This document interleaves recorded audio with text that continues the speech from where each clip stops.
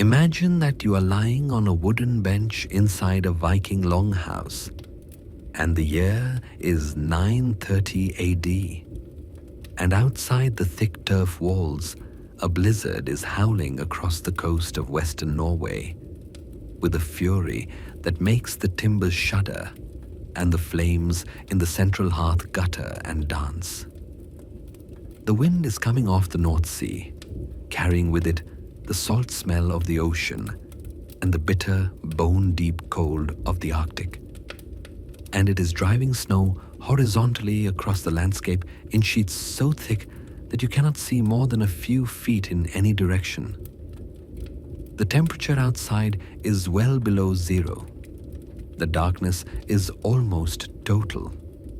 At this latitude, in the depths of the Norwegian winter, the sun barely clears the southern horizon before sinking back again, and for most of the day, the world exists in a grey, ghostly twilight that is neither true daylight nor true darkness, but something in between, a perpetual dusk that lasts for weeks on end and that shapes the rhythm of Viking winter life as profoundly as the cold itself. But inside the Longhouse, the world is different. Inside, there is warmth and light, and the smell of roasting meat, and the low, steady murmur of human voices, and the deep, ancient, profoundly comforting sense of being sheltered from the storm, of being safe inside while the wild world rages outside.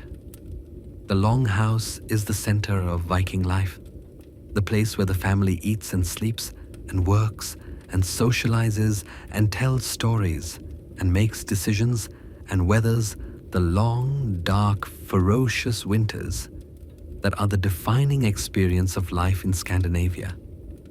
It is not just a building. It is a world in miniature, a self-contained universe of warmth and companionship and purposeful activity that sustains its inhabitants through the months of cold and darkness and isolation that would otherwise be unbearable. The Longhouse itself is a remarkable piece of architecture, perfectly adapted to the harsh climate and the available materials of the Norwegian landscape. It is long and narrow, perhaps 80 feet in length and 20 feet in width, with a gently curved roof that makes it look from the outside like an overturned boat.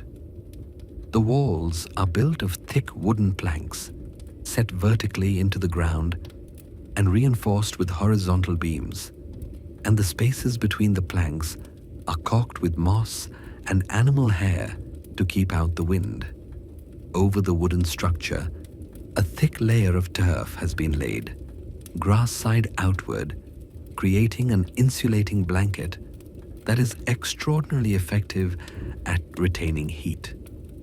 In winter, with the turf covered in snow, the Longhouse becomes a kind of earth shelter, half buried in the landscape, its green and white exterior blending into the surrounding terrain so completely that from a distance it might be mistaken for a small hill. The interior of the Longhouse is a single, continuous space, divided into functional areas by the arrangement of the furniture and the position of the central hearth. The hearth runs down the center of the building, a long, narrow rectangle of flat stones set into the packed earth floor, and it contains a fire that burns continuously from the first cold days of autumn to the last cold days of spring. The fire is the heart of the Longhouse, the source of heat and light and cooking fuel, and it is tended with the same constant, careful attention that a modern person might give to a central heating system. The smoke rises from the fire to the roof peak, where it filters out through a series of small openings in the thatch, filling the upper reaches of the building with a permanent, gently swirling haze that stings the eyes, but that also, like the smoke in a medieval English house, helps to preserve the roof timbers and the food that hangs from the rafters. On either side of the central hearth, raised wooden platforms run the length of the building, and these platforms serve as benches during the day and beds at night. They are covered with animal skins, sheep skins, goat skins, the thick, shaggy hides of cattle, and they are piled with blankets and furs that are pulled out and arranged for sleeping when the evening comes. The sleeping arrangement is communal, as it is in most pre-modern societies. The entire household, the family, the servants, the farmhands, and any guests who might be present, sleeps in the same space, on the same platforms, under the same roof, separated from each other only by the width of a few inches and the thickness of a fur blanket. Privacy does not exist, and it is not expected. What exists instead is warmth, companionship, and the deep, primal security of sleeping in a group, surrounded by the people you know and trust, with the fire burning between you and the darkness outside. You are lying on your bench now, on the southern side of the longhouse closest to the fire. The bench is hard beneath you, but the sheepskin that covers it is thick and soft, and the woolen blanket that you have pulled up to your chin is heavy and warm. Your head rests on a pillow stuffed with feathers, goose down collected during the autumn plucking and packed into a linen case, and it is surprisingly comfortable, yielding just enough to cradle your head while supporting your neck. The fire is burning low but steady, its flames reduced to a bed of glowing embers that pulse with a deep, warm orange light, casting soft, shifting shadows on the walls and the roof beams. The longhouse is warm, genuinely warm, in a way that would surprise many people who imagine the Viking world as a place of unrelenting cold and hardship. The combination of the central hearth, the thick turf insulation, the body heat of 20 or 30 people, and the shared warmth of the animals. For in many Viking longhouses, the cattle are kept in a byre at one end of the building, separated from the human quarters by a low partition, creates an interior temperature that is comfortable and even cozy, despite the brutal conditions outside. The sounds of the longhouse at night are deeply, almost hypnotically soothing.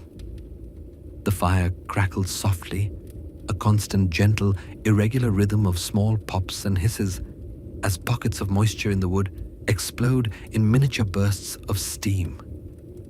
The wind howls outside, a distant muffled roar that is omnipresent but strangely comforting, because it emphasizes, by contrast, the warmth and the shelter of the interior. The timbers creak and groan as the wind presses against the walls, a deep, low, almost musical sound that is the voice of the building itself, flexing and adjusting under the pressure of the storm, solid and reliable and strong. And beneath all of these sounds, there is the steady, rhythmic breathing of the other sleepers, a soft, communal chorus of inhalation and exhalation that rises and falls like the breathing of a single, enormous organism. And that is, perhaps, the most comforting sound of all. Let us go back to the earlier part of the evening, because the hours before sleep are some of the most important and most characteristic hours of Viking life, and they deserve to be described in detail. The evening meal has been served and eaten. It was a substantial meal, as Viking meals tend to be. Hearty, meat-heavy, designed to fuel bodies that work hard in harsh conditions, and that need enormous amounts of calories to stay warm. Tonight, the main dish was a stew of lamb and root vegetables, cooked in a large soapstone pot hung over the central hearth on an iron chain. The lamb was from the flock that grazes on the hillside above the farm during the summer months, and that has been brought down to the byre for the winter. The vegetables were turnips, parsnips, and onions, stored in a cool pit beneath the floor of the longhouse since the autumn harvest. The stew was seasoned with salt, with wild garlic, and with a handful of dried herbs, thyme and juniper berries, gathered on the hillside and dried in bundles that hang from the rafters alongside the smoked fish and the cured meat. The bread that accompanied the stew was flat and dense, baked on a hot stone placed at the edge of the hearth. Viking bread is made from barley flour, sometimes mixed with oat flour or ground-dried peas, and it has a heavy, slightly sour flavor. That is an acquired taste, but that is deeply satisfying when eaten warm, with a smear of butter or a drizzle of honey. Butter is a luxury in the Viking world, produced in limited quantities from the milk of the small, hardy cattle that are the backbone of the Norse agricultural economy, and it is stored in barrels of salted water to preserve it through the winter. Honey is even more precious, collected from wild bee colonies or from the few managed hives that the most industrious farmers maintain, and it is used sparingly, reserved for special occasions and for the brewing of mead, the fermented honey drink that is the most celebrated beverage of the Viking world.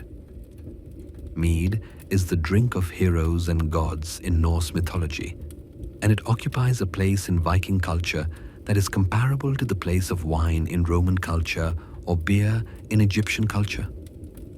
It is sweet, strong, golden, and intoxicating, and it is consumed with particular enthusiasm during the long winter evenings, when the darkness outside is total, and the wind is howling, and the only antidote to the cold and the gloom is the warmth of the fire, the taste of the mead, and the company of friends and family. A good mead, brewed from high-quality honey and fermented with care and patience, has a complex floral, slightly spicy flavor that is unlike anything else in the Viking culinary repertoire. And it is served in elaborately carved wooden cups or in the great drinking horns that are passed from hand to hand around the fire, each drinker taking a deep draught before passing the horn to the next. In a ritual of sharing and fellowship that is one of the defining social customs of the Viking world. But mead is for celebrations. On an ordinary winter evening, the drink of choice is ale, brewed from barley in much the same way that the English and the Egyptians brew their beer, and served in large quantities to everyone in the household. Viking ale is thick, cloudy, and mildly alcoholic, with a sweet, malty flavor that pairs well with the rich, meaty stews that form the foundation of the winter diet.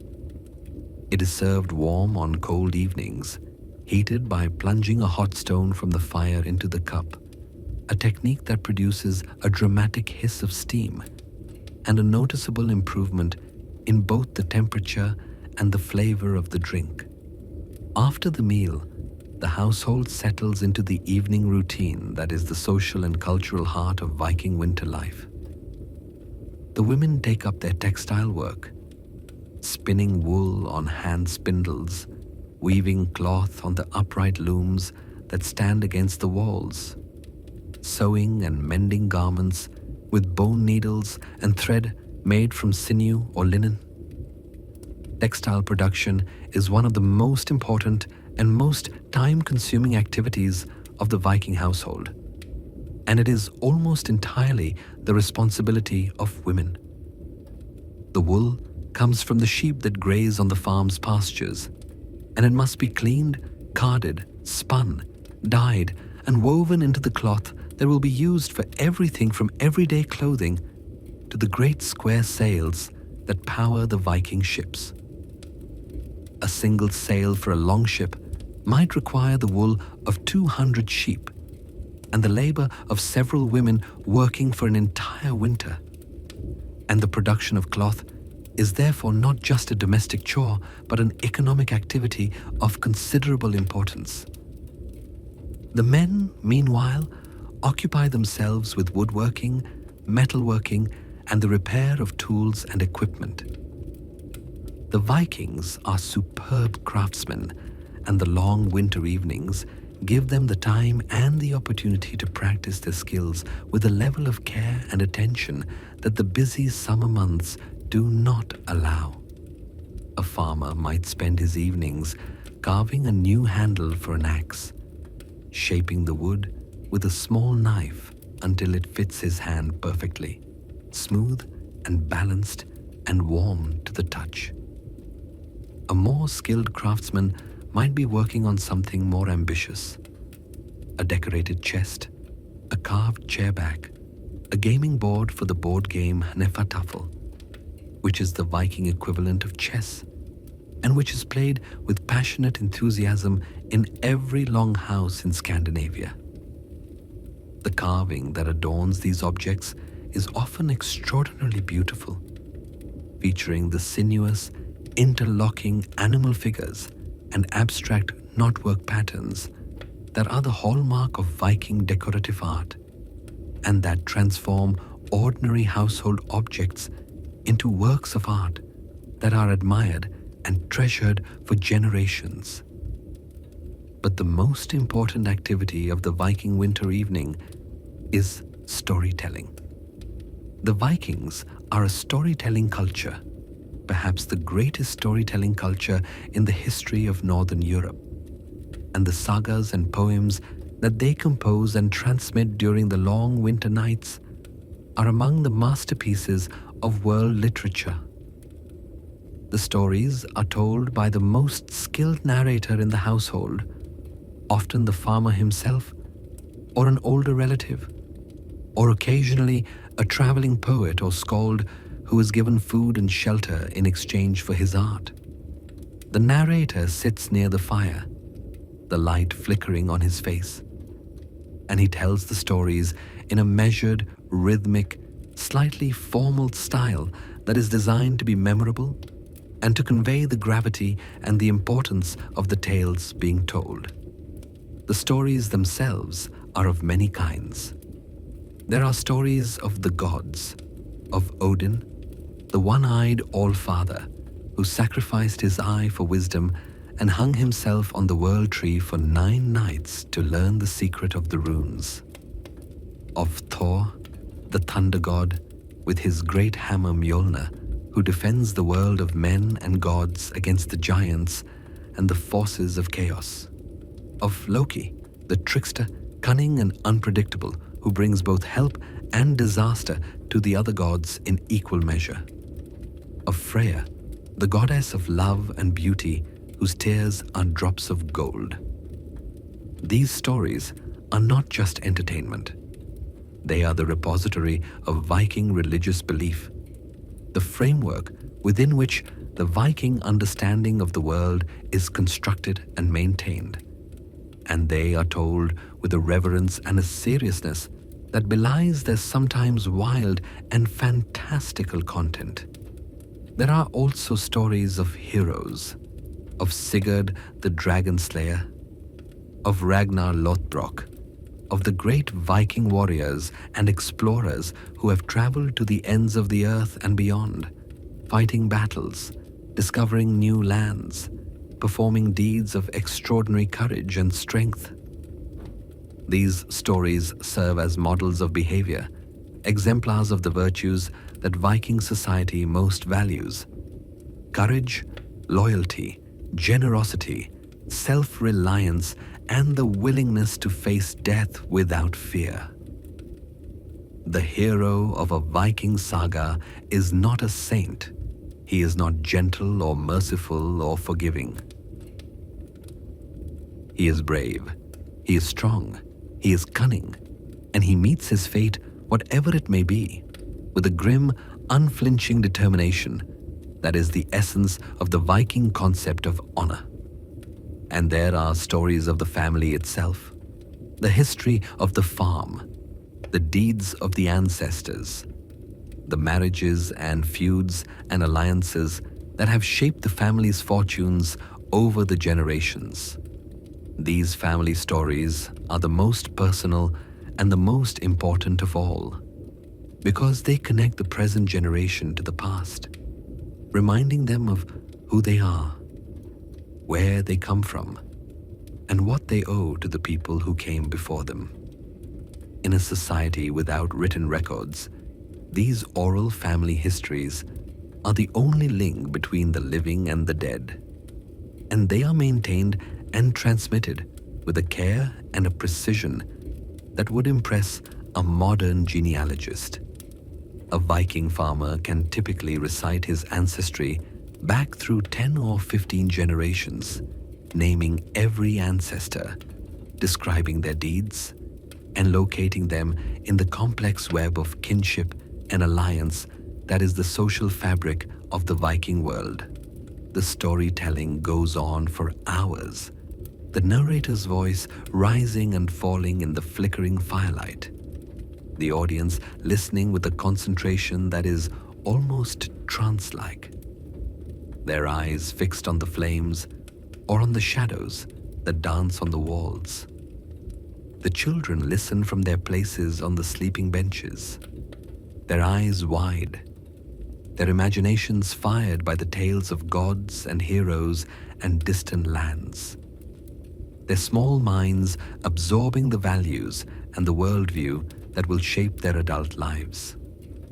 The older members of the household nod and murmur in the right places, adding details or corrections from their own memories, keeping the stories accurate and alive. And the fire burns, and the wind howls, and the mead or the ale goes around, and the hours pass with a speed that seems impossible, given the length of the winter night. Eventually, the storytelling winds down, and the household begins to prepare for sleep.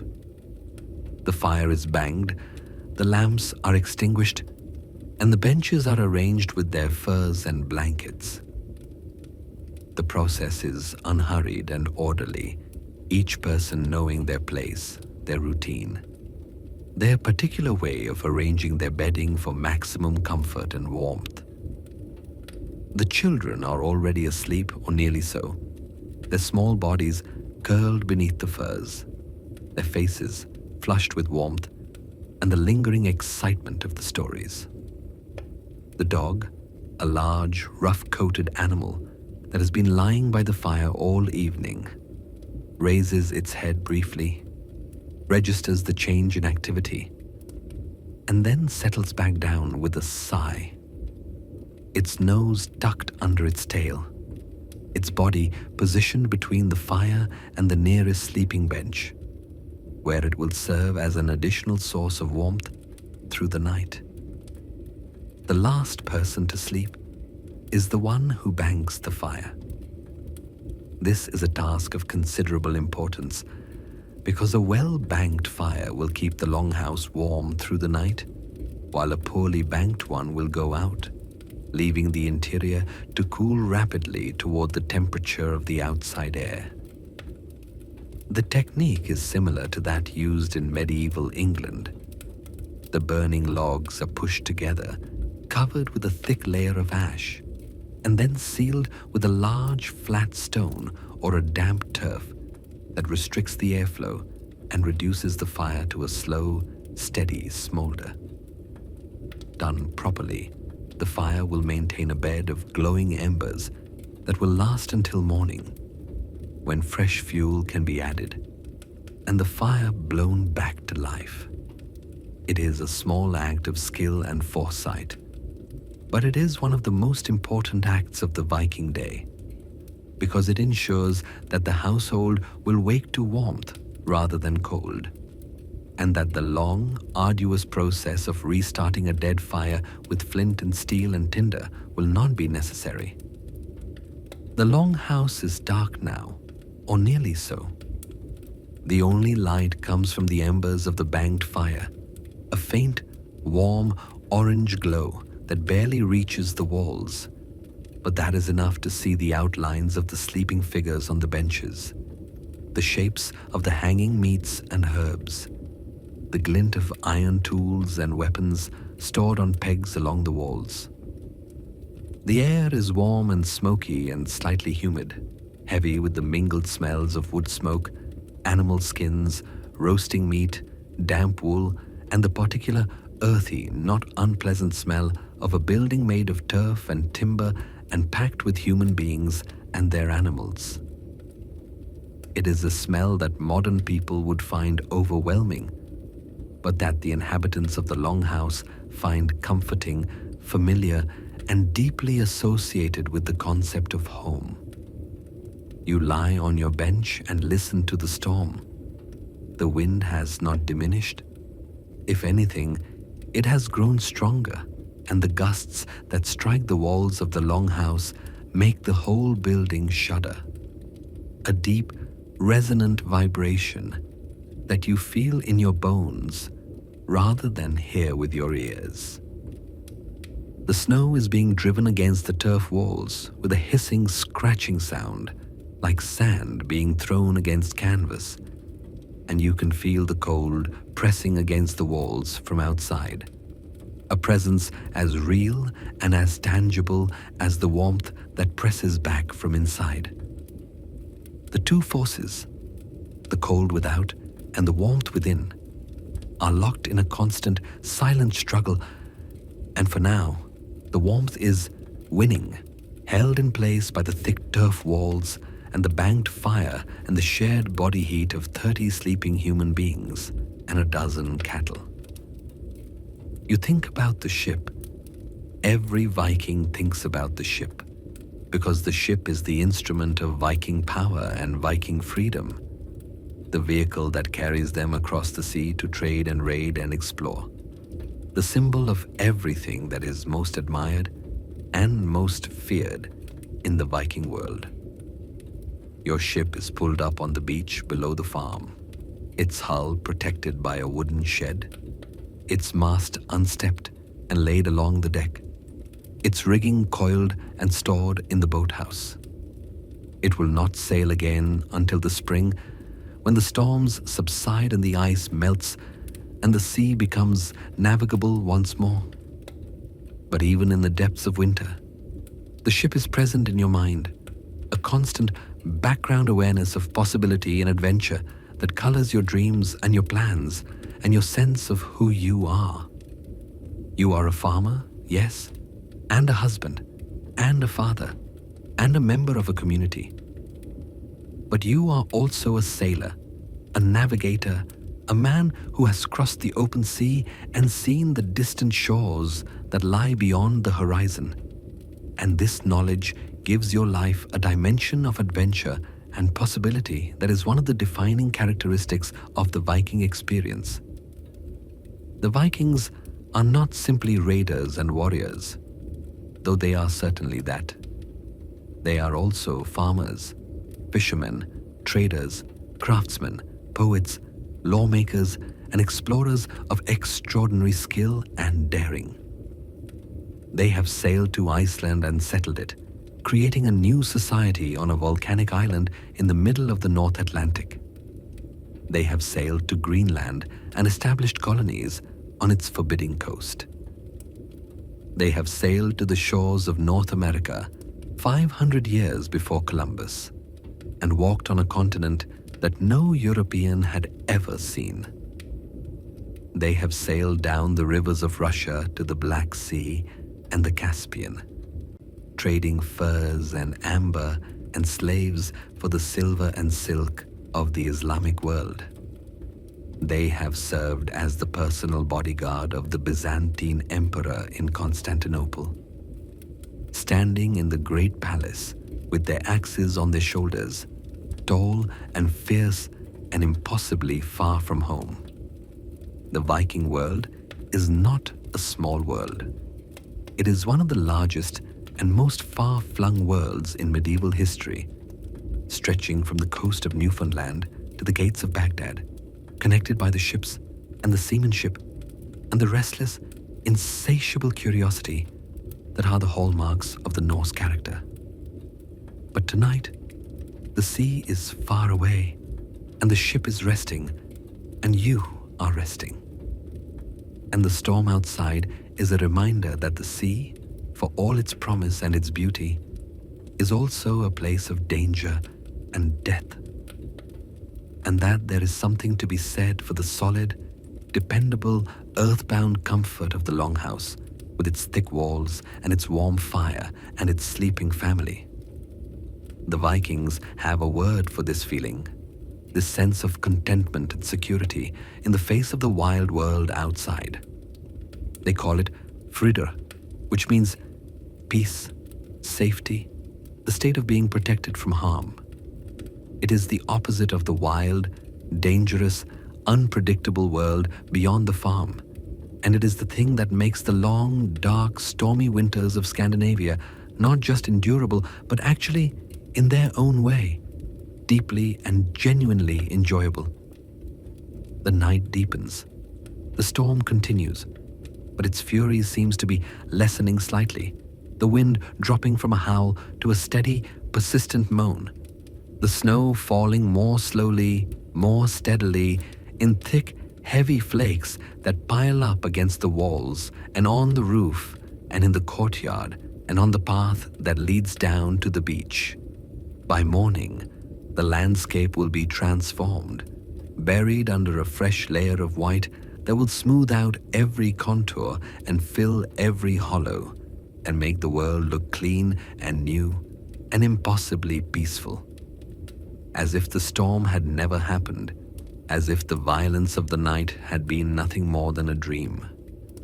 Inside the Longhouse, the breathing of the sleepers has settled into a deep, slow, synchronized rhythm that is like the ticking of an enormous biological clock.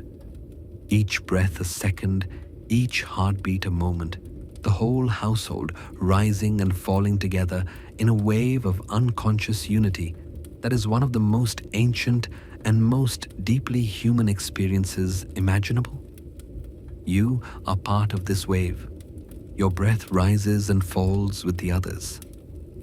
Your heartbeat keeps time with theirs. You are not alone. You are never alone, not in the Longhouse, not in the Viking world, where the bonds of kinship and community are the strongest forces in society, stronger than law, stronger than religion, stronger even than the fierce, proud individualism that is the other great characteristic of the Norse temperament. The embers pulse in the hearth, a slow, hypnotic rhythm of brightening and dimming that matches the rhythm of the breathing and the rhythm of the wind and the rhythm of your own heartbeat. All of them synchronized, all of them moving together in a pattern that is as old as fire itself, as old as the first human beings who gathered around a flame in the darkness and felt the warmth on their faces and knew with a certainty that went deeper than thought that they were safe. In a few hours, you will wake. The fire will need feeding. The cattle will need tending. The snow will need clearing from the doorway. The long, busy, purposeful routine of the Viking winter day will resume, with its chores and its crafts and its meals and its conversations and its evenings of storytelling by the fire. But for now, there is only the darkness and the warmth and the breathing and the embers and the distant, diminishing voice of the storm and the deep, encompassing, absolute peace of sleep in a Viking longhouse on a winter night 1,000 years ago on the wild and beautiful coast of Norway. The gods are watching. Odin, from his high seat in Asgard, sees everything. Every sleeping longhouse, every banked fire, every family huddled together under their furs, waiting for the dawn. Thor holds his hammer in his fist, guarding the boundaries of the world against the giants and the chaos that would consume it. And Freya weeps her golden tears, and Heimdall watches the rainbow bridge. And somewhere in the roots of the world tree, the great serpent stirs in its sleep, and the wolf strains at its chain, and the whole vast, intricate, doom-haunted mythology of the Norse goes on unfolding in the darkness above and below and around the sleeping world. A story without beginning and without end. A story that will be told and retold for as long as there are people to tell it and fires to tell it by. But you do not think about the gods tonight. You think about nothing. You have passed beyond the reach of thought, beyond the reach of story, beyond the reach of everything except the warmth and the darkness and the slow, deep, ancient rhythm of your own breathing, rising and falling, like the waves of the sea on a distant shore, like the wind in the grass on a summer hillside, like the great slow turning wheel of the seasons, carrying the world from winter to spring, from darkness to light, from sleep to waking, in a cycle that has no beginning and no end, and that will go on forever, long after you and your longhouse and your ship and your stories have passed into the realm of legend and become part of the great, enduring, magnificent mythology of the North. Sleep now. The fire burns. The storm passes. The night holds you. And the morning, when it comes, will bring the cold, bright, dazzling light of the northern winter, reflecting off the fresh snow and the frozen sea and the ice that coats every surface in a thin, glittering shell of crystal. It will be beautiful. It will be harsh. It will be the same morning that has greeted the people of the North for 1,000 generations, and that will greet them for 1,000 more. But that is tomorrow. Tonight, there is only the longhouse and the fire and the furs and the breathing and the peace. And that is enough. In the Viking world, in the depth of winter, in the heart of the storm, it is more than enough. It is everything. Let us return to the morning hours and move through the day at a slower pace, because the details of Viking daily life are rich and surprising and worth savoring. You wake to the sound of someone blowing on the embers of the fire. It is still dark. It will be dark for hours yet at this time of year. And the only light is the faint orange glow from the hearth, where one of the women of the household is kneeling, her cheeks puffed, her breath stirring the ash-covered coals into reluctant life. She adds a handful of dried moss and a few thin sticks of kindling, and a small flame appears, wavering and uncertain at first, then growing stronger as it catches the wood. She feeds it carefully, adding progressively larger pieces of split pine and birch until the fire is burning properly, sending a column of warmth and light up toward the smoky rafters. The longhouse begins to warm. The darkness retreats to the corners. The day has begun. The first task of the Viking morning is to tend the animals. The cattle at the far end of the longhouse need fresh water, fresh hay, and the removal of the previous day's dung. This is unpleasant work, cold and smelly, but it is essential because the cattle are the most valuable asset the farm possesses.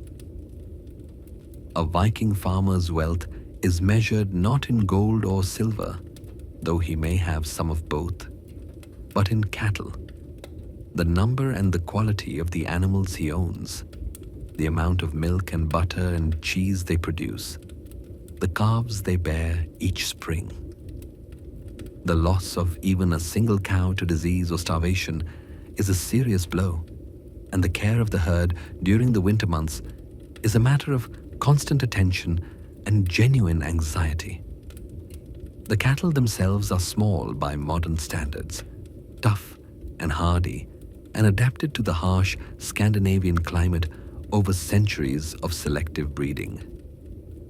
They have thick, shaggy coats that protect them from the cold, and they can survive on surprisingly little food, though the hay that is stored in great stacks in the barn must be carefully rationed to last through the winter. The hay was cut in the late summer, during the brief, intense Norwegian haying season, when every available hand, men, women, children, even the elderly, turned out to cut and dry and stack the grass that would keep the animals alive through the months ahead. The amount of hay stored determines how many animals can be fed through the winter, and the calculation is crucial. Too many animals and the hay runs out before spring, with catastrophic results. Too few and the farm's productive capacity is diminished for years to come. Getting the balance right is one of the most important decisions a Viking farmer makes. And it is a decision that is informed by generations of accumulated experience and careful observation of the weather, the quality of the grass, and the condition of the animals. Breakfast in the Viking Longhouse is a substantial meal because the work of the day is hard and the cold is demanding. The morning meal typically consists of porridge, a thick, hot porridge made from oats or barley, cooked in a soapstone pot over the fire and served with a dollop of butter or a drizzle of honey.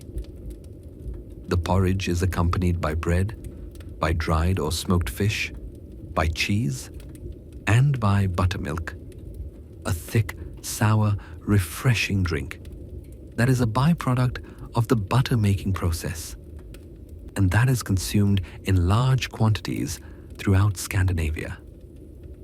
The meal is eaten communally, the household gathered around the fire on their benches, eating from wooden bowls with wooden spoons, talking quietly about the tasks that need to be accomplished during the day.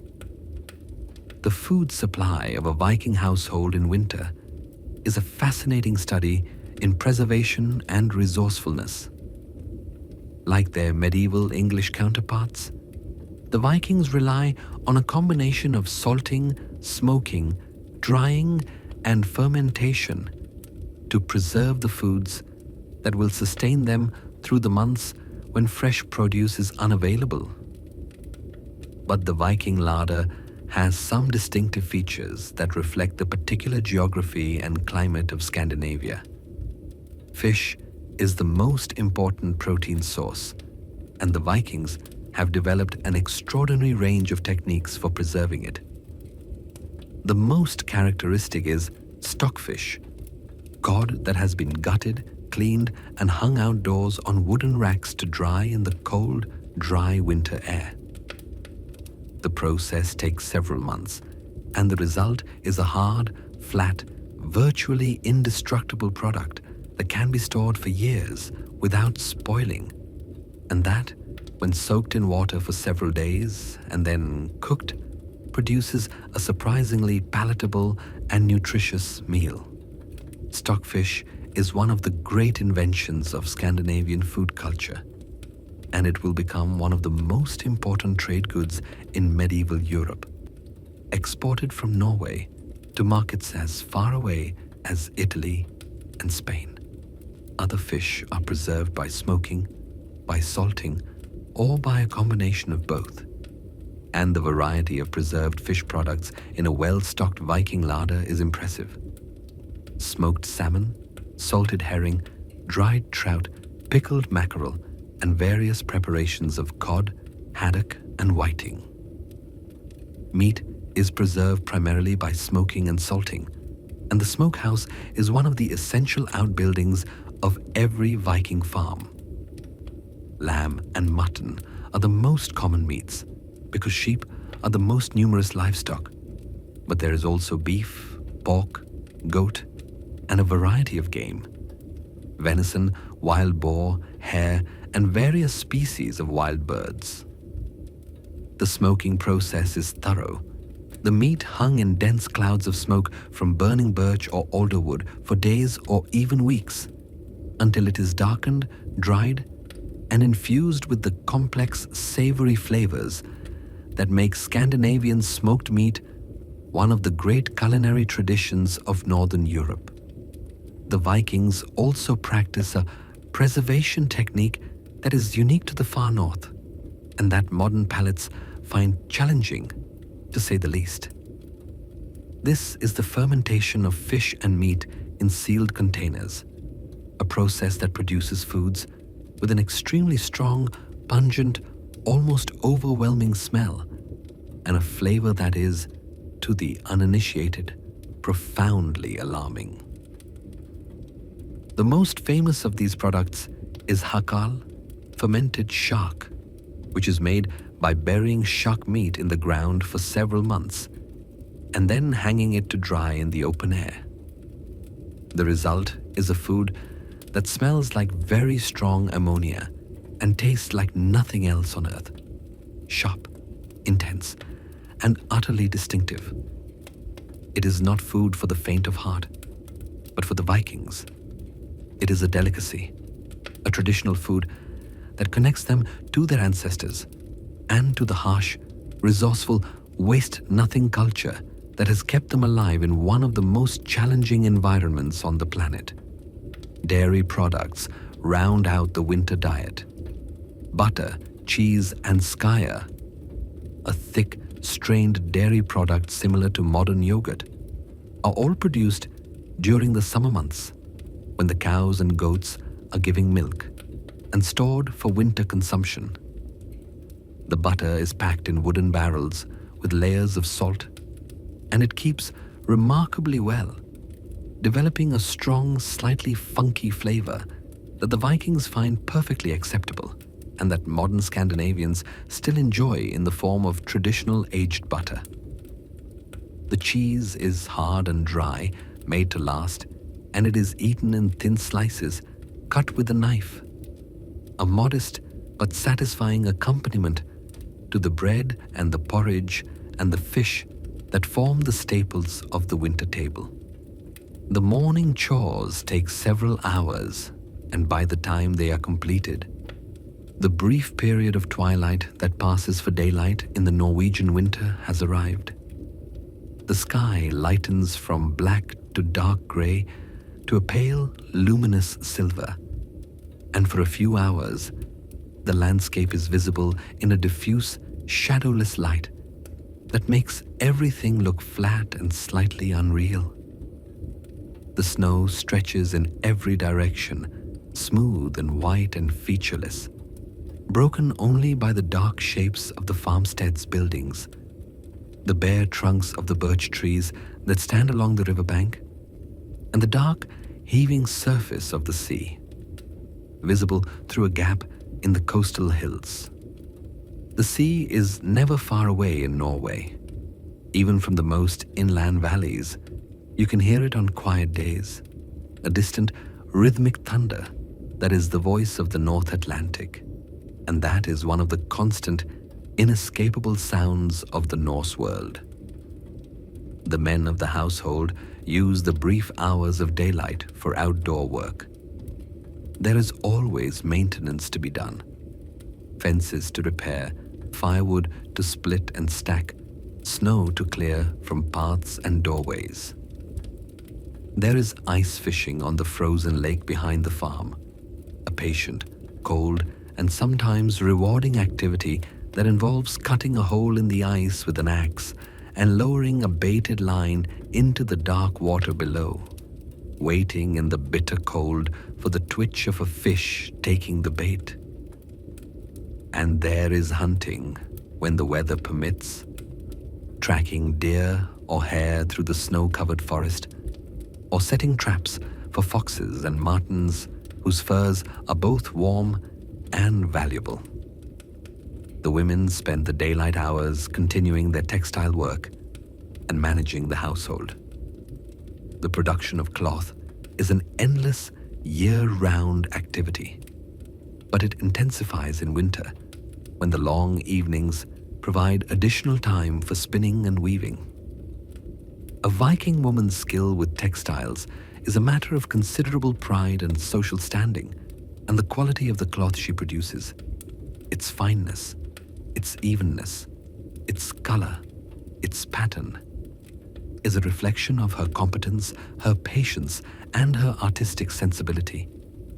The best Viking textiles are remarkable, finely woven, beautifully dyed in rich shades of red, blue, green, and yellow, using natural dyes extracted from plants, lichens, and minerals, and sometimes decorated with elaborate tablet-woven borders and embroidered patterns that are the textile equivalent of the carved and painted decorations that adorn the wooden objects of the longhouse.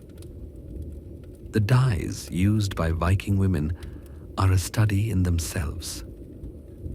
Red comes from madder root, which is imported from the south at considerable expense, or from the native bedstraw plant, which produces a lighter, more orange shade.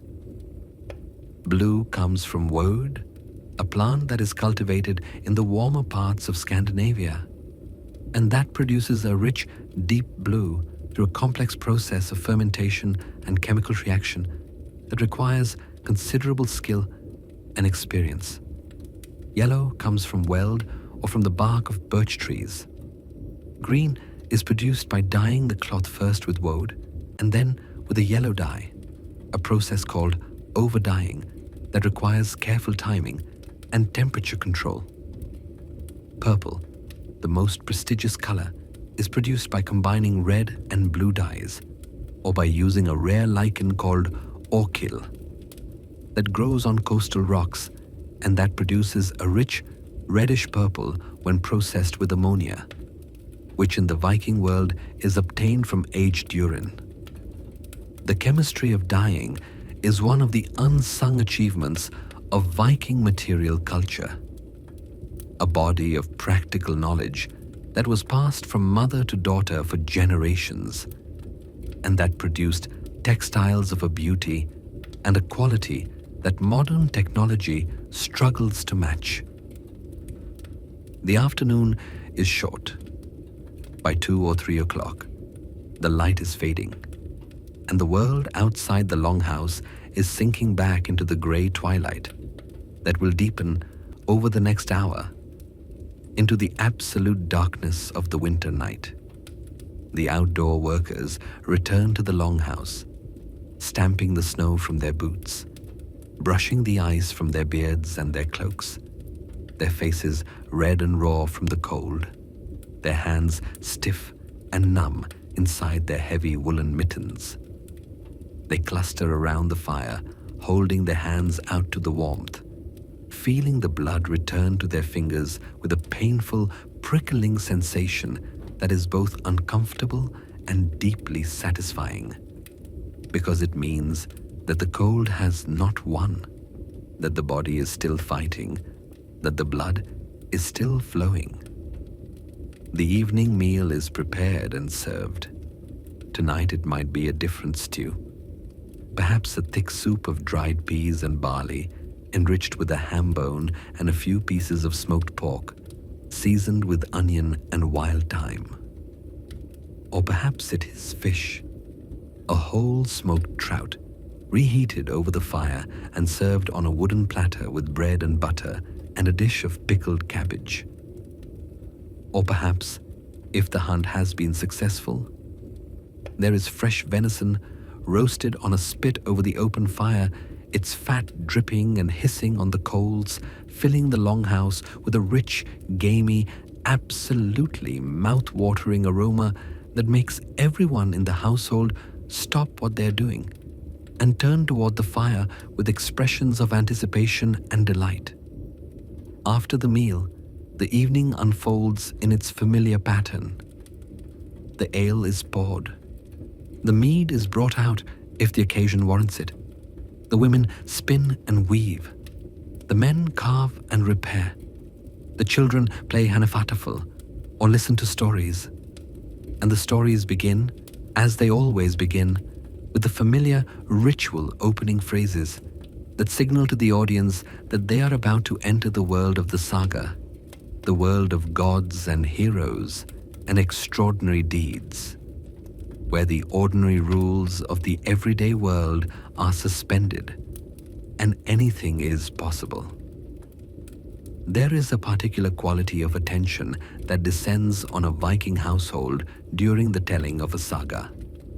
It is not merely listening, it is participation, a collective act of imagination and memory in which the entire household is engaged, each person contributing their attention, their emotion, and their silent internal visualization of the events being described. The best saga tellers are not merely narrators. They are performers, using their voices, their gestures, their facial expressions, and the dramatic possibilities of silence and pause to create an experience that is as immersive and as compelling as any modern film or television production. The flickering firelight adds to the atmosphere, casting the narrator's face in dramatic relief, creating shadows that dance on the walls like the shadows of the characters in the story, transforming the interior of the Longhouse into a theater of the imagination where anything can happen and where the boundaries between the real and the mythical become blurred and permeable.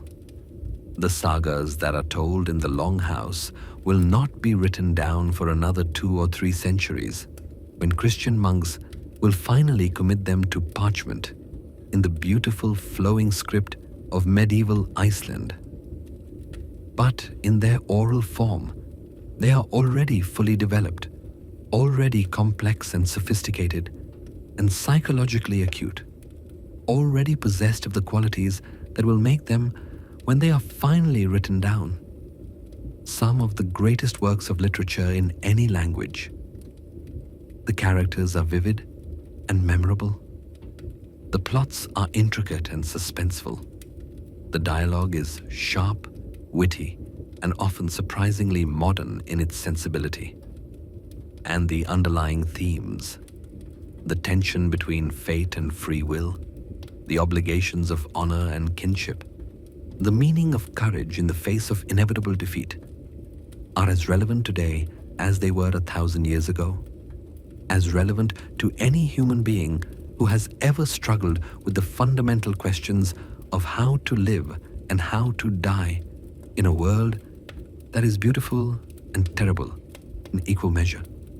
The evening grows late, the stories wind down, the fire is banked, the household prepares for sleep, and you, lying on your bench in the warm, smoky darkness of the Longhouse, feel the slow, irresistible tide of sleep rising around you, pulling you down, carrying you away from the world of the waking into the world of dreams, where the gods walk and the heroes fight, and the great serpent coils around the roots of the world tree, and the wolf howls at the moon, and the vast, strange, magnificent mythology of the North unfolds in images as vivid and as real as anything in the waking world.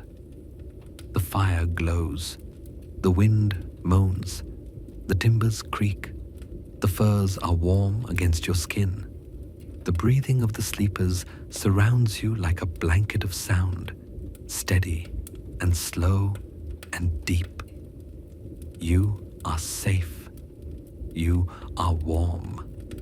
You are home.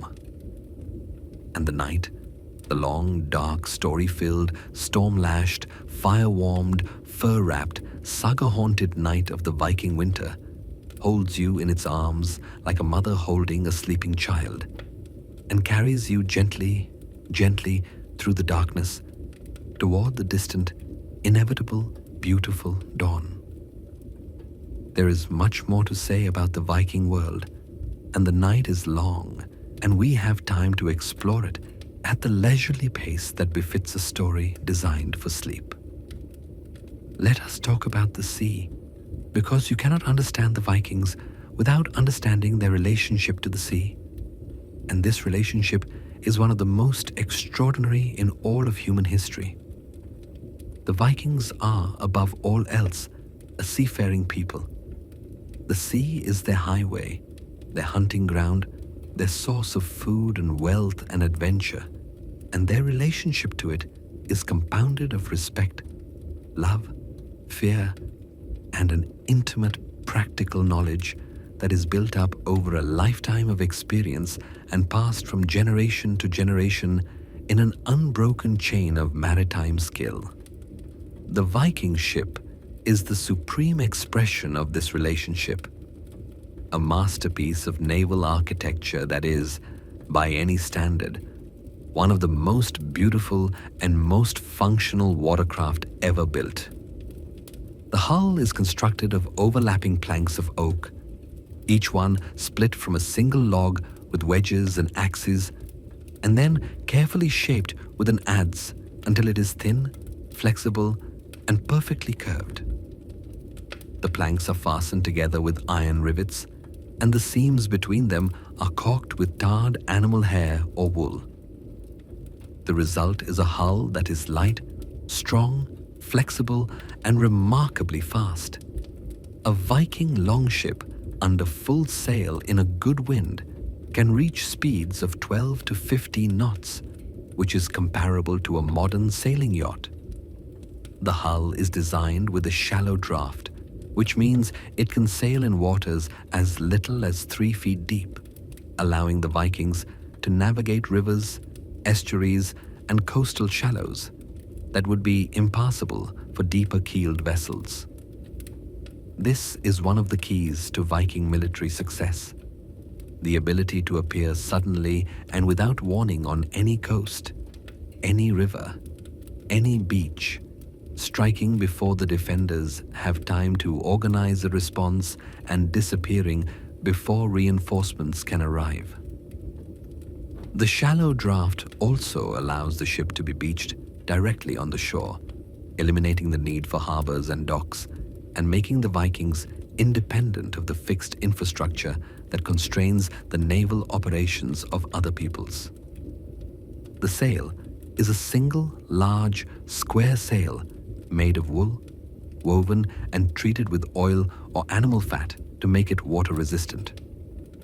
The wool sail is a Scandinavian innovation developed sometime in the 7th or 8th century, and it revolutionized Viking seafaring by allowing the ships to travel long distances under wind power alone, rather than relying solely on the muscle power of the oarsmen. The combination of oars and sail gives the Viking ship a versatility that is unmatched by any other vessel of the period. It can be rowed in calm conditions or in confined waters, sailed in open water when the wind is favorable, and quickly switched between the two modes as conditions change. The navigation skills of the Vikings are equally impressive. In an age before the compass, before the sextant, before any of the instruments of modern navigation, the Vikings crossed the open North Atlantic, sailing from Norway to Iceland, from Iceland to Greenland, and from Greenland to the coast of North America, navigating by the stars, the sun, the direction of the wind, the patterns of ocean swells, the behavior of seabirds, the color of the water, and a dozen other subtle environmental cues that a trained Norse navigator could read as easily as a modern sailor reads a chart. They also used a device called a sun compass, a simple wooden disc inscribed with a series of concentric circles and a central gnomon, which allowed them to determine their latitude by measuring the height of the sun at noon.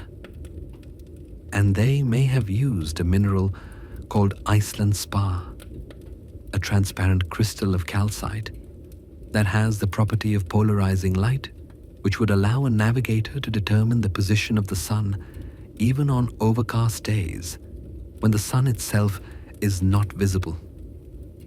The courage required to sail across the open Atlantic in an open boat with no instruments and no certain knowledge of what lies ahead is almost impossible to comprehend from a modern perspective. The North Atlantic is one of the most dangerous and unpredictable bodies of water on Earth. Its storms are legendary. Massive, howling, multi-day tempests that can generate waves 60 feet high and winds strong enough to tear the sail from the mast and the mast from the hull. The cold is brutal. A man who falls into the North Atlantic in winter will be dead of hypothermia within minutes. And the distances are vast. The crossing from Norway to Iceland is roughly 600 miles. From Iceland to Greenland, another 300. And from Greenland to Newfoundland, another 600. To make these crossings in an open boat, with no shelter from the wind and the waves and the spray, with nothing but your skill and your courage and your faith in the gods to sustain you, is an act of almost inconceivable bravery, and it speaks to a fundamental quality of the Viking character, a willingness to face the unknown, to accept the risk, to venture beyond the horizon into the vast, terrifying, exhilarating emptiness of the open sea.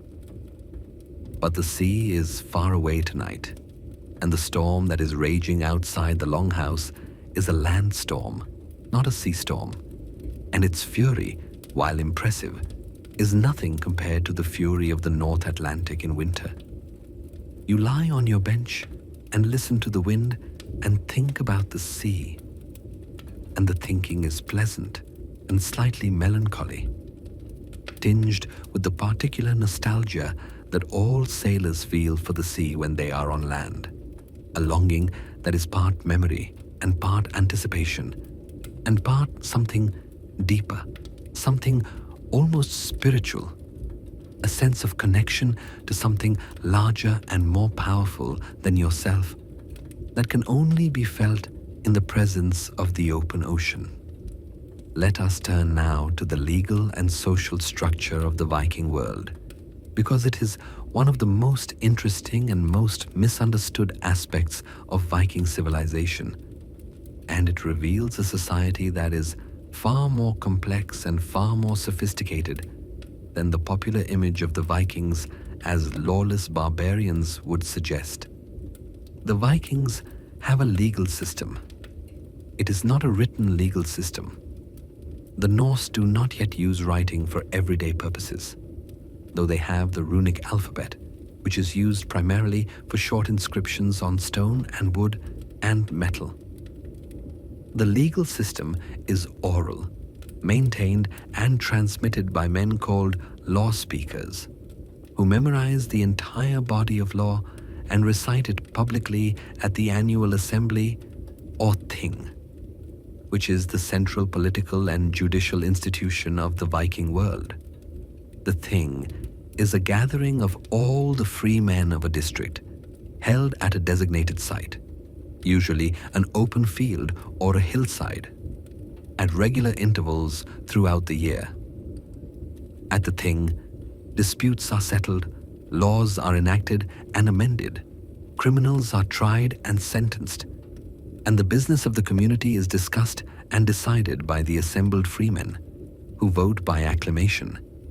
That is, by shouting their approval or disapproval of the proposals put before them. The legal system is remarkably detailed and remarkably fair, at least by the standards of the time. It recognizes different categories of crime and prescribes different penalties for each. Theft, for example, is punished by a fine, the amount of which depends on the value of the stolen goods and the circumstances of the theft. Assault is punished by a fine proportional to the severity of the injury. Killing is punished by a payment of compensation, called vergild, to the family of the victim, the amount of which depends on the social status of the dead person. Only the most serious crimes, treason, cowardice in battle, certain forms of oath-breaking are punished by outlawry, which is the ultimate penalty in the Viking legal system. An outlaw is expelled from the community, stripped of all legal protections, and declared fair game for anyone who wishes to kill him. He cannot receive shelter, food, or assistance from anyone, and he must survive, if he can, in the wilderness, hunted and alone. It is, in many ways, a more terrible punishment than death, because it condemns the offender not just to physical danger, but to social death, to the complete and permanent severance of all the bonds of kinship and community that give life meaning in the Viking world. The social structure of the Viking world is hierarchical but fluid. At the top are the jarls, the chieftains, and great landowners who wield political power and military authority over their districts. Below them are the carls, the free farmers and craftsmen who make up the majority of the population and who enjoy full legal rights, including the right to bear arms, to own land, to participate in the thing, and to leave the district if they choose. Below the carls are the thralls, the slaves, who are the property of their owners and who have no legal rights of any kind. Slavery is a fundamental institution of the Viking world, and thralls are obtained through capture in war, through birth to enslaved parents, or through purchase in the slave markets that operate throughout the Norse trading network. The treatment of thralls varies widely. Some are treated with relative kindness and may eventually earn or be granted their freedom, while others are treated with brutal cruelty and worked to death. The moral ambiguity of the institution is not something that the Vikings dwell upon. Slavery is simply part of the way the world works, as natural and as unremarkable as the hierarchy of the farmyard, where the farmer commands the cattle and the cattle submit to the farmer's authority. Women in the Viking world occupy a position that is, by the standards of the medieval period, remarkably strong and independent. Viking women can own property, initiate divorce, and conduct business in their own names. They manage the household in the absence of their husbands, who may be away for months or even years on trading or raiding expeditions. And the bunch of keys that a Viking wife wears at her belt is both a practical tool and a symbol of her authority over the domestic sphere. A woman's honor is taken as seriously as a man's, and an insult to a woman is an insult to her entire family, to be avenged with the same ferocity and the same implacability that would be brought to bear against any other form of dishonor. The strong, capable, independent Viking woman is not a modern myth. She is a historical reality, attested by the sagas, by the legal codes, by the archaeological evidence, and by the simple, practical fact that the Vikings could not have built the civilization they built without the full participation of their women, who managed the farms, produced the textiles, raised the children, and maintained the social fabric of the community while their men were away at sea.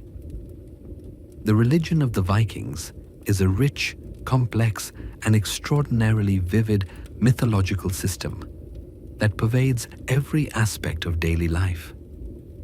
The gods of the Norse pantheon are not remote, abstract, or incomprehensible.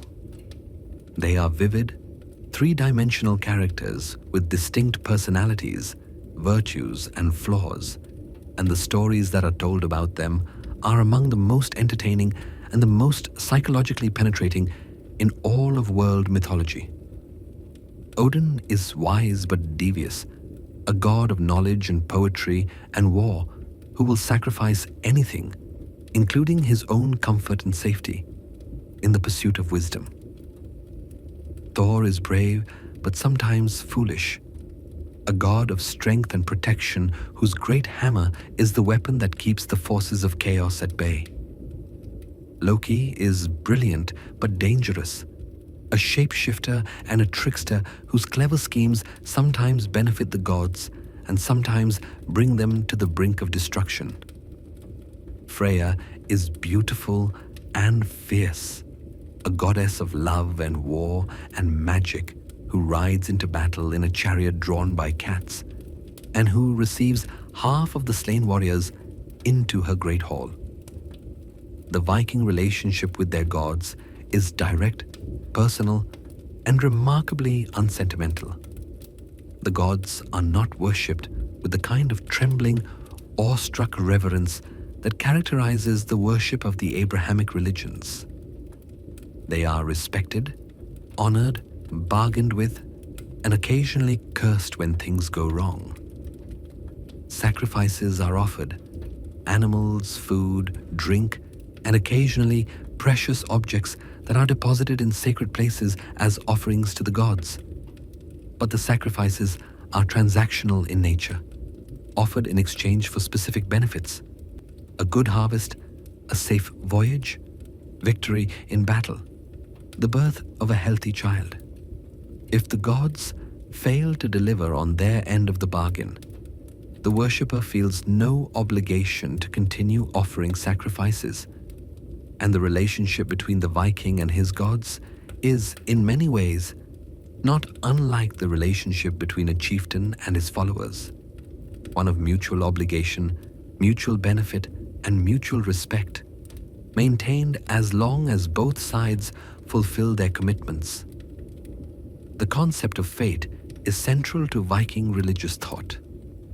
The Norse believe that the course of every life is determined at birth by the Norns, 3 mysterious female figures who sit at the foot of the world tree and weave the threads of destiny for every living being. The Norns cannot be appeased, bargained with, or deceived.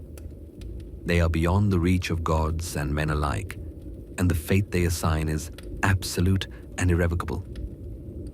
This belief in the inescapability of fate gives the Viking worldview its characteristic quality of fatalistic courage.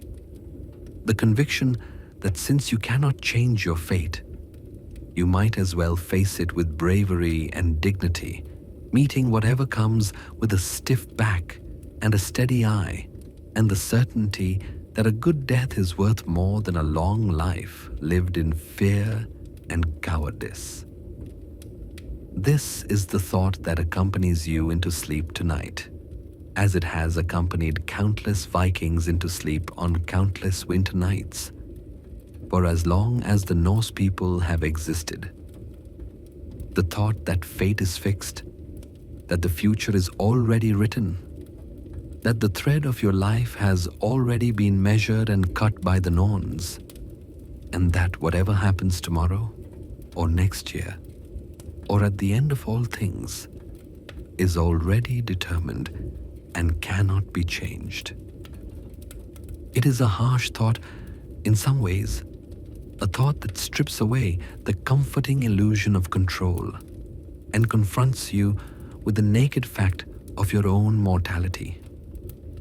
But it is also, paradoxically, a liberating thought, because if you cannot change your fate, then there is no point in worrying about it, and the energy that other people spend on anxiety and fear, and the desperate, futile attempt to control the uncontrollable, is freed up for other things, for courage, for generosity, for loyalty, for the enjoyment of the present moment, and for the deep, restful, worry-free sleep that is the privilege of those who have accepted their fate and found peace with it. The Longhouse is quiet now. The fire is banked, its glow reduced to a faint warm pulse that barely lights the nearest bench. The wind outside has died down to a steady, persistent hum, no longer violent but still strong enough to make the walls creak and the thatch whisper. The temperature inside is dropping slowly as the fire cools, but the furs and blankets are thick, and the bodies on the benches are generating their own heat, and the cold will not reach dangerous levels before morning, when the fire will be rebuilt, and the cycle of warmth and cold will begin again. On your bench, buried in furs, you are warm and comfortable and perfectly at rest. Your muscles are loose, your joints are easy, your breathing is slow and deep and rhythmic. The pillow cradles your head. The sheepskin beneath you holds the warmth of your body like a second skin. The woolen blanket above you is heavy and soft, and it presses you down into the bench with a gentle, reassuring weight that feels like the hand of the earth itself, holding you, securing you, anchoring you to the solid ground while the storm passes overhead and the stars wheel invisibly behind the clouds, and the night moves slowly, slowly, slowly toward the dawn. You dream, or perhaps you do not dream, but simply drift in the warm, dark, formless space between sleeping and dreaming, where thoughts dissolve before they can form, and the only reality is the warmth and the weight and the darkness and the sound of the wind fading, fading, fading into nothing. The longhouse holds you. The fire warms you. The furs shelter you. The saga you heard tonight drifts through your sleeping mind in fragments. A flash of golden light, the sound of a hammer striking an anvil, the face of a god with one eye, the curve of a ship's prow cutting through dark water. These images have no story, no sequence, no meaning. They are simply the residue of the evening's entertainment, the last sparks of the storytelling fire flickering and dying in the darkness of your mind, like the embers dying in the hearth. And outside, the storm has finally passed. The wind has dropped to a whisper. The snow has stopped falling. And through a sudden break in the clouds, the northern lights appear, great curtains of green and violet light that ripple and dance across the sky like the reflections of some cosmic fire burning beyond the edge of the world. The light falls on the snow-covered landscape, on the frozen sea, on the dark shape of the longhouse with its turf walls and its smoking roof, and it transforms everything it touches into something strange and beautiful and otherworldly. A landscape from a dream. A land that belongs not to the world of men, but to the world of the gods, where Odin rides his 8-legged horse across the sky, and the Valkyries choose the slain, and the great rainbow bridge arches between earth and heaven in colors that have no names in any human language. You do not see the northern lights. You are asleep, deep asleep, beyond the reach of light and sound and sensation, carried by the tide of sleep to a place that is deeper and darker and more peaceful than any place in the waking world. But the lights are there, dancing above you as you sleep, and they will be there tomorrow night, and the night after that, and the night after that. A gift from the sky to the frozen earth. A reminder that even in the darkest, coldest, most brutal depths of the northern winter, the world is capable of producing beauty so unexpected and so overwhelming that it takes your breath away and makes you believe, if only for a moment, that the universe is not indifferent to the small, warm, courageous creatures who huddle together against the cold and tell each other stories and dream their dreams and refuse stubbornly and magnificently to be extinguished. Sleep on. The night is long. The furs are warm. The fire burns low. And the northern lights dance above the sleeping world, green and violet and gold, silent and magnificent and eternal. A light show staged for no audience at all, or perhaps for the gods who sit in their great halls and watch the earth below, and who, The Vikings believe, take a particular interest in those who sleep well after a day well lived, who face the darkness without fear, and who wake each morning ready to do it all again. The morning will come. It always comes.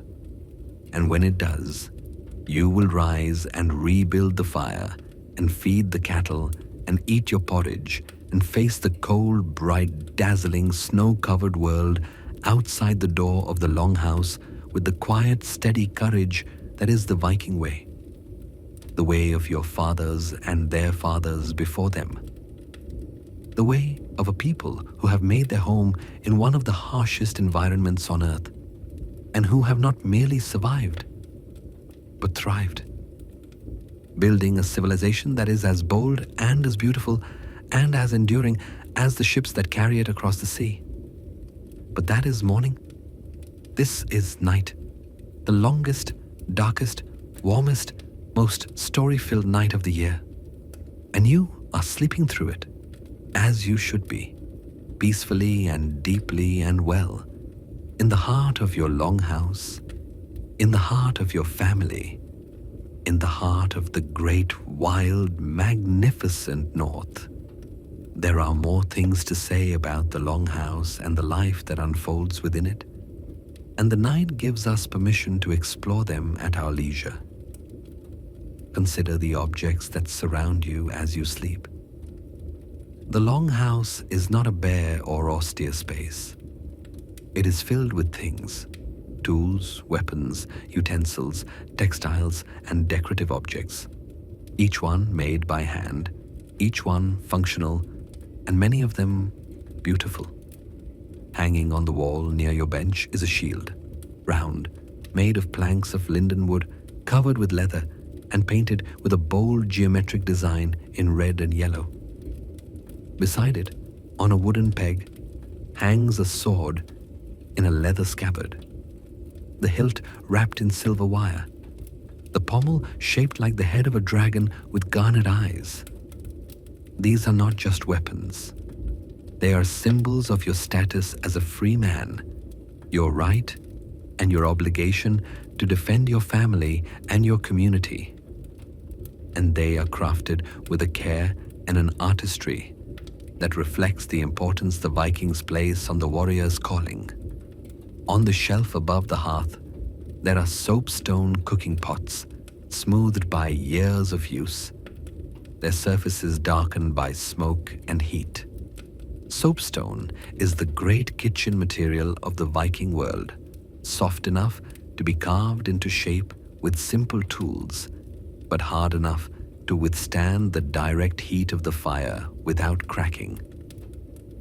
A good soapstone pot will last a lifetime, and the pots that sit on this shelf have been used to cook thousands of meals, their surfaces absorbing the flavors of the meat and the vegetables and the herbs that have been cooked in them, so that each pot has its own particular, subtle, accumulated taste that adds a depth and a character to every dish that is prepared in it. Viking cooks know their pots the way a musician knows an instrument, and the loss of a good soapstone pot is a minor domestic tragedy. Near the weaving loom, which stands against the north wall, there is a carved wooden box that contains the household's collection of glass and amber beads, bone needles, bronze brooches, and silver arm rings. These are the jewelry and the personal ornaments of the household, and they are both beautiful and functional. The brooches, in particular, are essential items of clothing. Two large oval brooches, called tortoise brooches, richly decorated with interlacing patterns, are used to fasten the straps of the women's overdress, and they are among the most characteristic and most recognizable artifacts of the Viking Age. The amber beads are sourced from the Baltic coast, where the fossilized resin washes up on the beaches in quantities that make the Baltic the amber capital of the world. Amber has been valued in Scandinavia since the Stone Age, and it occupies a special place in the Viking imagination. Warm, golden, and translucent, it seems to contain within itself a trapped fragment of ancient sunlight, and it is associated with the goddess Freya, whose tears, according to the myths, turned to amber as they fell. The runes are present throughout the longhouse, carved into the doorframe, into the bedposts, into the handle of a knife, into the flat surface of a stone set into the wall near the hearth. The runes are the Viking alphabet, a set of angular, straight-line characters that are designed to be easily carved into wood, bone, stone, and metal. But they are more than just an alphabet. They are also a system of magic, each rune carrying its own particular power and its own particular meaning. And the carving of runes is an act that has both practical and spiritual significance. The runes carved on your doorframe are a prayer for protection. May this house be safe from fire, from flood, from the malice of enemies and the mischief of evil spirits. The runes on your bedpost are a prayer for peaceful sleep. May the sleeper rest undisturbed by nightmares and bad dreams. And the runes on the knife handle are a prayer for sharpness and strength. May this blade cut true and never fail the hand that holds it. These are small prayers, small acts of faith, woven into the physical fabric of the house and the objects it contains. And they give the longhouse a quality of enchantment, a sense of being protected and blessed that is deeply comforting and deeply characteristic of the Viking approach to the spiritual world.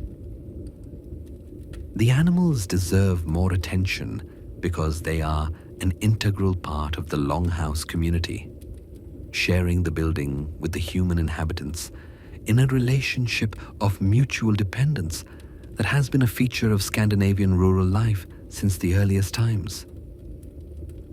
The cattle, as we have noted, occupy the byre at one end of the longhouse, and their presence is both practical and comforting. The heat they generate contributes measurably to the warmth of the building, and the sound of their breathing, their occasional lowing, and the soft rustle of their hooves in the straw creates a warm, living, organic background noise that is deeply reassuring on a cold winter night. The cows know the rhythms of the household as well as the humans do. They know when it is time to be fed, when it is time to be milked, and when it is time to settle down for the night. And they respond to these rhythms with the patient, compliant docility that is the defining characteristic of domesticated cattle everywhere. The horses are kept in a separate stable because they are too large and too valuable to share space with the cattle. The Viking horse is a small, sturdy, shaggy animal, descended from the wild horses that roamed the Scandinavian landscape in prehistoric times. It is tough, sure-footed, and incredibly hardy, capable of surviving on sparse, low-quality fodder that would starve a larger, more refined breed. The Vikings used their horses for transportation, for draft work, and for a form of horse fighting that is one of the more unusual entertainments of the Norse world. Horse fights are staged at public gatherings, with two stallions set against each other in a fenced enclosure, goaded and encouraged by their owners, while the assembled crowd bets on the outcome and cheers the combatants with the same enthusiasm that they bring to any other competitive event. The spectacle is violent and sometimes dangerous, and it occasionally leads to fights between the owners that are more serious than the fight between the horses. The dogs of the longhouse are large, rough-coated animals that serve as guard dogs, hunting dogs, and companions. They are valued for their loyalty, their courage, and their usefulness. And they are treated as members of the household, sleeping by the fire, eating the scraps from the table, and accompanying their owners on hunting expeditions and trading voyages. The relationship between a Viking and his dog is not sentimental. It is practical and straightforward, based on mutual utility and mutual trust. But there is a bond there, nonetheless, a companionship that is as old as the domestication of the wolf, and that gives both the man and the dog a comfort and a security that neither could find alone.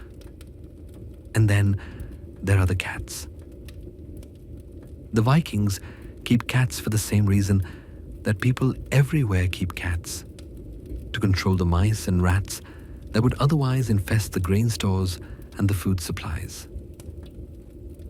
But the Viking relationship with cats has an additional spiritual dimension, because cats are associated with the goddess Freya, who rides in a chariot drawn by two enormous cats. And the presence of cats in the household is considered to bring good luck, particularly in matters of love and fertility. The cats of the Longhouse are sleek, well-fed, and supremely self-confident, and they move through the household with the casual authority of creatures who know that they are under divine protection and who see no reason to defer to anyone, human or otherwise. Now, let us settle, finally and completely, into the deep heart of the night, because we have been circling around it long enough, and it is time to stop talking and start sleeping. The Longhouse is dark. The fire has subsided to its lowest ebb, a faint constellation of embers that glows with a barely visible warmth, just enough to confirm that the fire is still alive, still burning, still holding the cold at bay. The wind has dropped to nothing, and the silence that follows the storm is as total and as absolute as the silence of the ocean floor. There is no sound except the breathing of the sleepers and the occasional soft pop of an ember in the hearth. The darkness is complete, thick and heavy and warm, pressing down on the Longhouse like a blanket, sealing it off from the frozen world outside, creating a cocoon of warmth and safety and rest that is as close to perfect comfort as the Viking world can provide. You are deeply asleep now, as deeply asleep as it is possible to be. Your consciousness reduced to the barest minimum. Your body still and warm and heavy on the bench. Your breathing slow and rhythmic and so quiet that it is barely distinguishable from the silence.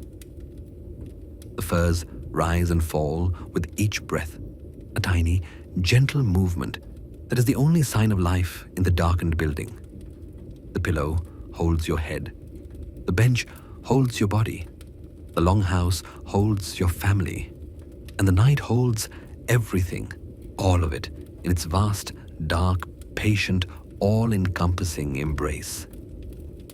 This is the deepest hour, the hour when the last traces of wakefulness have been washed away, and the mind has descended to its deepest level, below the reach of dreams, below the reach of memory, below the reach of everything except the most basic, most primitive, most essential biological functions. The beating of the heart, the filling and emptying of the lungs, the slow, steady maintenance of body temperature in a world that is trying, with patient, relentless, implacable persistence, to freeze you solid. Your body is fighting this battle even in the deepest sleep, burning calories, generating heat, keeping the core temperature at the precise level that sustains life. And the food you ate tonight, and the furs that cover you, and the fire that still glows in the hearth are all part of this fight, all working together to keep the small, warm flame of your life burning through the long, cold, dark hours until the morning comes and the fire is rebuilt and the cycle begins again. Outside, the world is utterly still. The storm has passed, the wind has died, and the snow that fell during the night lies on the landscape in a thick, smooth, unbroken blanket of white that extends in every direction, from the sea to the mountains, from the farm to the forest, from horizon to horizon. The silence is absolute. There is no sound, not the whisper of wind, not the call of a bird, not the creak of a branch. Nothing. Just the snow and the darkness and the cold and the vast, overwhelming, almost spiritual silence of the northern winter night. A silence so deep and so complete that it seems to have a physical weight, pressing down on the snow and the earth and the rooftops of the sleeping farm, with the gentle, irresistible pressure of eternity itself. And somewhere above the clouds, invisible but present, the stars are turning in their ancient pattern, the constellations wheeling around the pole star in the same slow, stately dance that they have been dancing since the beginning of the world. The Vikings know these stars. They have named them, mapped them, navigated by them, told stories about them, and entrusted their lives to them on the open sea.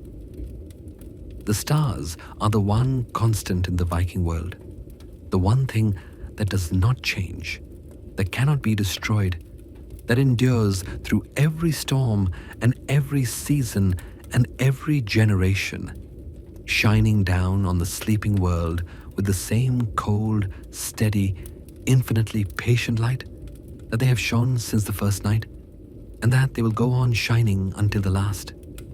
Sleep on. The stars are watching. The fire is burning. The furs are warm. The Longhouse stands strong against the night. And you, and your family, and your neighbors, and your animals, and your gods, and your stories, and your dreams are all wrapped together in the great warm, dark, story-scented, smoke-tinged, fur-lined, fire-lit, storm-tested, saga-haunted night of the Viking world, sleeping through the darkness toward the dawn that is coming, that is always coming, that cannot be stopped by any power on earth or in heaven, and that will arrive, as it always does, with the cold, bright, blinding, beautiful light of the northern morning, spilling over the mountains and the sea and the snow and the frozen landscape like liquid gold, like a promise, like a gift from the gods to the people of the north, a gift that is renewed every day, and that will be renewed every day for as long as the earth turns and the sun rises and the stubborn, beautiful, indomitable people of Scandinavia wake from their sleep and face the world and begin again. But not yet. Not yet. For now, there is only the night, and the night is enough.